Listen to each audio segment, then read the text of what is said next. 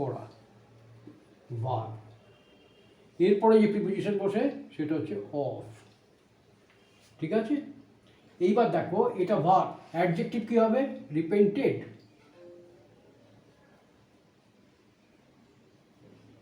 Repented, অনুশোচনাগ্রস্ত, তাহলে সেখানে হবে, এটা হবে অ্যাডজেক্টিভ। এগুলো কিন্তু মনে করে রেখো। আচ্ছা, এবার দেখা যাক রিপেন্টেন্স। যদি বলি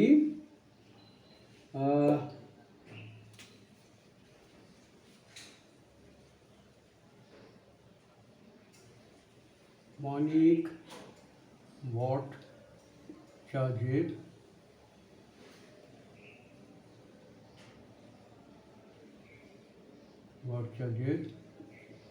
মধ্যে তার কৃতকর্ম অথবা ধরো তার দুর্নীতির জন্য, দুর্নীতির ব্যাপারে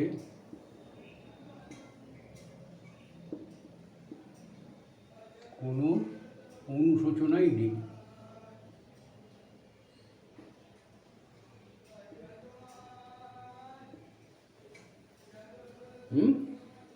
তাহলে মানিক ভট্টাচার্যের মধ্যে তার দুর্নীতির ব্যাপারে কোনো অনুশোচনাই নেই। এখানে সাবজেক্ট কোনটা হবে? অনুশোচনা। তাহলে কি করে করবো আমরা? এরকমভাবে করবো, দেয়ার ইজ কোনো দেয়ার ইজ নো, কি নেই? অনুশোচনা। There is no repentance.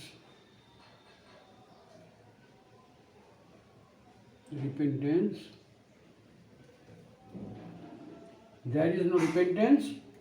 এই ফরটা কোথায় যাবে? ফরটা পড়ে দেবো, কার মধ্যে নেই? There is no repentance in Manik Bhattacharya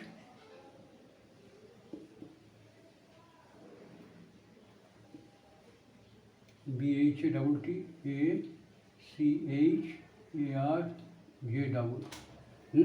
There is no repentance in Manik Bhattacharya। এইবার ফরটা আসবে। ফর কিসের জন্য? দুর্নীতি করার জন্য। ফর হিজ, দুর্নীতি করা, ফর হিজ মেকিং বলতে পারো, অথবা ডুইং বলতে পারো, for his doing corruption, CORRUPTI। তাহলে there is no repentance in Manik Bhattacharya for his making corruption অথবা ফর হিজ ডুইং করাপশন। এইবার দেখো এই যে অ্যাডজেক্টিভ ফর্মটা, এটা আমরা ব্যবহার করতে পারি কীরকমভাবে? মানিক ভট্টাচার্য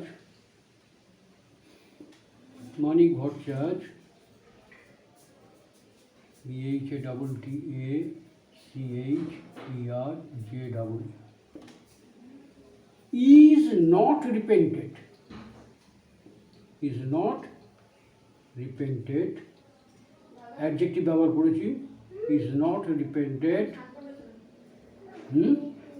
রিপেন্টেড, এখানেও ফর আসবে, ফর হিজ করাপশন। দেখো করাপশন বলতে আমরা দুর্নীতিগত কাজ যদি বলি তাহলে বলো for his corrupt act, CORRUPT, corrupt act মানে কাজকর্ম, ঠিক আছে? করাপ্ট অ্যাক্ট, অথবা এই করাপ্ট অ্যাক্টের বদলে আমরা লিখতে পারি ফর হিজ ডুইং করাপশন।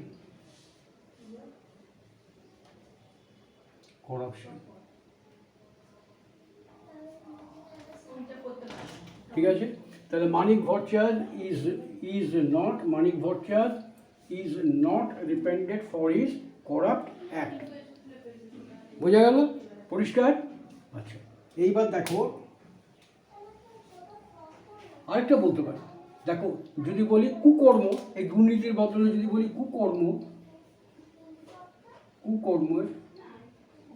কুকর্মের জন্য, তাহলে আমরা লিখব ফর মেকিং হিজ করাপশন। এইটা না বলে ফর হিজ এই যে জায়গাটা ফর ইজ করাপশন, এখানে আমরা লিখব ফর ইজ মিস ডিডস, এটা কুকর্ম করে, ফর ইজ মিস ডিডস। বোঝা গেল? পরিষ্কার? আচ্ছা, এইবার দেখা যাক রিপেন্ট অফ।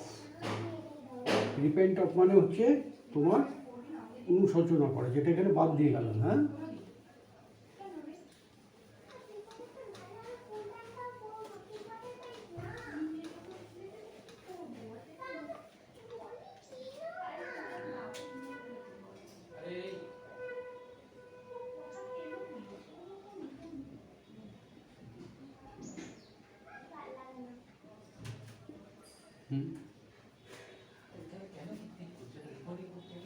রিপেন্ট অফ অনুশোচনা করে। ঠিক আছে, তাহলে ভবিষ্যতে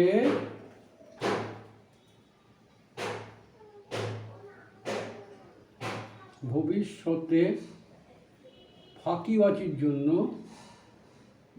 ফাঁকিবাজি বলতে তোমার যদি পড়াশোনা করে, ভবিষ্যতে পড়াশোনায়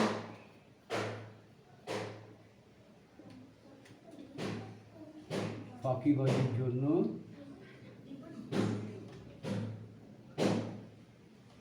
তোমাকে পস্তাতে হবে।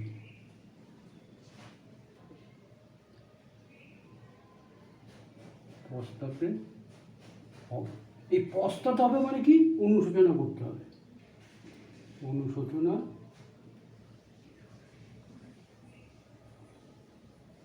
করতে হবে। এবার দেখো, অনুশোচনা করতে হবে কিসের জন্য? পড়াশোনায় ফাঁকি দেওয়ার জন্য। তাহলে তোমাকে পস্তাতে হবে, you will have to repent of. কিসের জন্য? ফাঁকি মারার জন্য। তাহলে আমরা কি করব? এখানে লিখব you will have to repent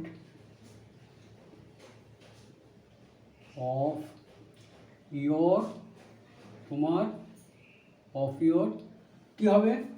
একটা বলতে পারি রিপেন্ট অফ ইয়োর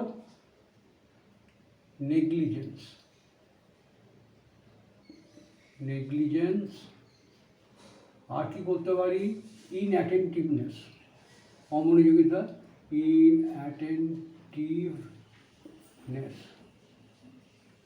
তাহলে you will have to repent of your negligence, inattentiveness, কোথায়? To your studies, to your studies. এইবার ব্যাপার হচ্ছে ভবিষ্যতে, ইংরেজিতে কোথায় ঢোকাবো? ভবিষ্যতে এটা কোথায় ঢোকাবো? তাহলে দেখো, আমরা জানি who, what, when, where, who, what, where, when, how, why.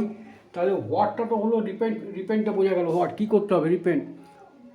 হোয়ার কোথায় বা কখন? ভবিষ্যতে, ইন ফিউচার,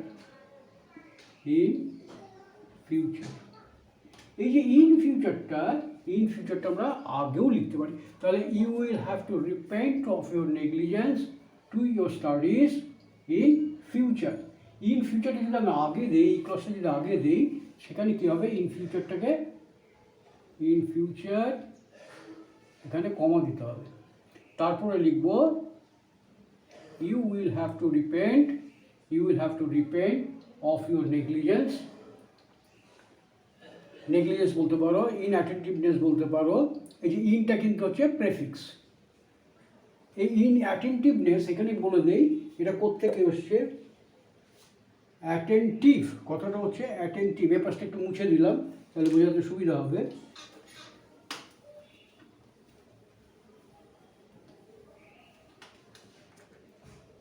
দেখো, অ্যাটেন্টিভ এটা হচ্ছে মনোযোগী,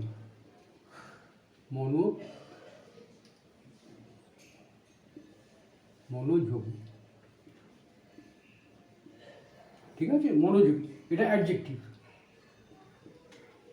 এখানে যদি আমরা করি অ্যাটেন্টিভনেস,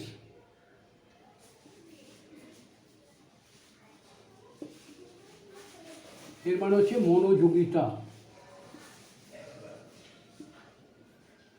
নাউন।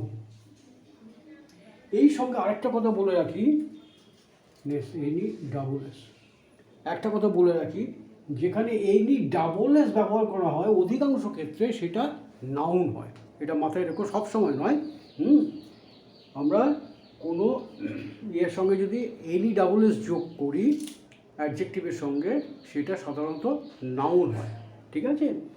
আচ্ছা, এইবার দেখো অমনোযোগী, এই যে অ কথাটা ব্যবহার করেছি, এখানে যদি বলি অমনোযোগী, অ কথাটা ব্যবহার করি, তাহলে এখানে আসবে ইন অ্যাটেন্টিভ, অমনোযোগী, ইন অ্যাটেন্টিভনেস, অমনোযোগিতা। এটা ছোট হাতের হবে, তখন এটা তখন ছোট হাতের হবে, এটা বড় হাতের হবে না। ইন অ্যাটেন্টিভনেস, বোঝা গেল? তাহলে এখানে ভবিষ্যতে পড়াশোনা ফাঁকিবাজির জন্য তোমাকে পস্তাতে হবে, মানে you will have to repent for বললে কিন্তু ভুল হয়ে যাবে। হ্যাঁ, তাহলে you will have to repent of your negligence by inattentiveness to your studies in future. বোঝা গেল? এবার রিওয়ার্ড ফর মানে পুরস্কার।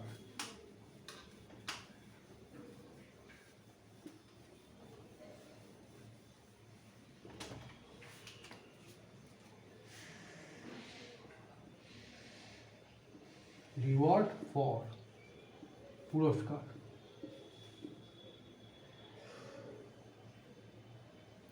এখানে একটা জিনিস মনে রাখতে হবে, রিওয়ার্ডটা তোমার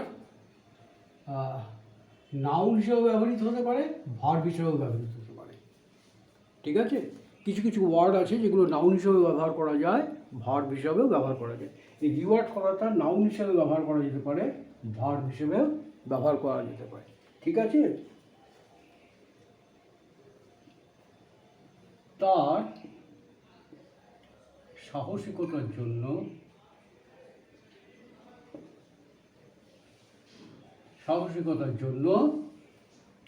তাকে পুরস্কৃত করা হয়েছিল।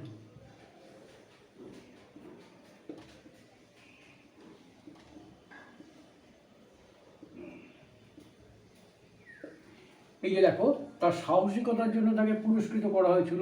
সাহসিকতার জন্য হতে পারে, তার সাহসের জন্য হতে পারে, এগুলো আর কীভাবে বলতে পারি? উপস্থিত বুদ্ধির জন্য হতে পারে, উপস্থিত বুদ্ধির জন্য,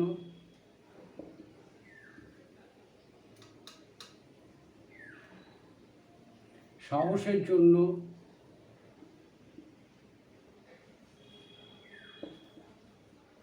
সাহসিকতার জন্য, তাহলে তাকে পুরস্কার করা হয়েছিল। এর আগে বলেছিলাম যে কোনো ঘটনা বর্ণনা দিতে গেলে কোনো কিছু প্রিপারেশন কী করে তৈরি করা হচ্ছে, কোনো খাওয়া দাওয়া বা কোনো বস্তু বা এগুলি যখন তৈরি করা হচ্ছে, কীভাবে তৈরি করা হচ্ছে, এগুলো ব্যক্ত করার জন্য আমরা সাধারণত প্যাসিভ ব্যবহার করে থাকি। প্যাসিভে কী হয়?